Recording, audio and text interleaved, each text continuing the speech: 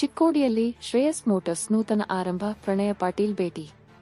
ಚಿಕ್ಕೋಡಿ ಪಟ್ಟಣದಲ್ಲಿ ನೂತನವಾಗಿ ಪ್ರಾರಂಭಗೊಂಡಿರುವ ಶ್ರೇಯಸ್ ಮೋಟರ್ಸ್ ಸಂಸ್ಥೆಯ ಉದ್ಘಾಟನಾ ಸಮಾರಂಭಕ್ಕೆ ಮಾಜಿ ಜಿಲ್ಲಾ ಪಂಚಾಯತ್ ಸದಸ್ಯ ಪ್ರಣಯ ಪಾಟೀಲ್ ಅವರು ಭೇಟಿ ನೀಡಿದರು.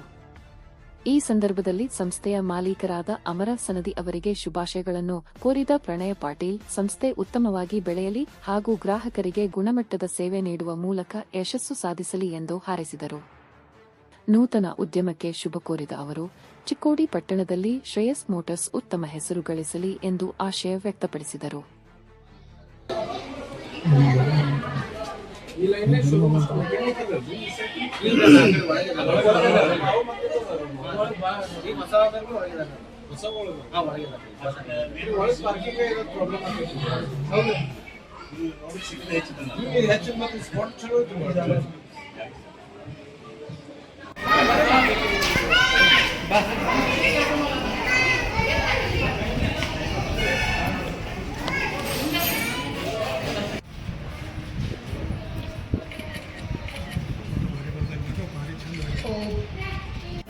ಒಂದು ಸ್ಲೋ ವಿಡಿಯೋ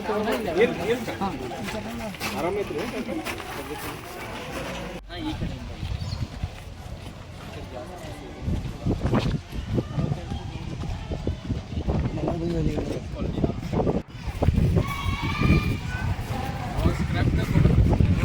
ಕುಮಾರ್ ಸಾರಪುರ ಉಪಾಧ್ಯಕ್ಷರು